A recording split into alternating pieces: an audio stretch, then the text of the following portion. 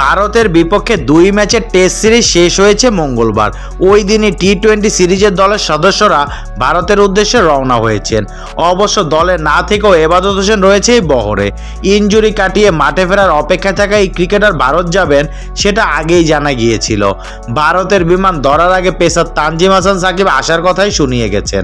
এদিকে ভারতের বিপক্ষে আসন্ন 3 ম্যাচের টি-20 সিরিজে 15 সদস্য দলে ফিরেছেন মেহেদী হাসান মিরাজ।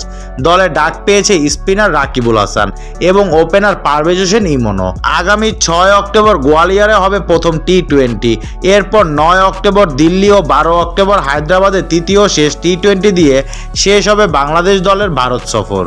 বাংলাদেশের 15 সদস্যের টি-20 স্কোয়াড: নাজমুল হোসেন শান্ত, অধিনায়ক লিটন কুমার দাস, পারভেজ হোসেন ইমন, তানজিদ হাসান তামিম, তাওহিদ হৃদয়, জাকির আলী, মাহমুদুল্লাহ রিয়াজ, শেখ মেহেদী হাসান, রিশাদ হোসেন, তাসকিন আহমেদ, মুস্তাফিজুর রহমান, শরীফুল ইসলাম, তানজিম হাসান সাকিব, রাকিবুল হাসান ও মেহেদী হাসান মিরাজ।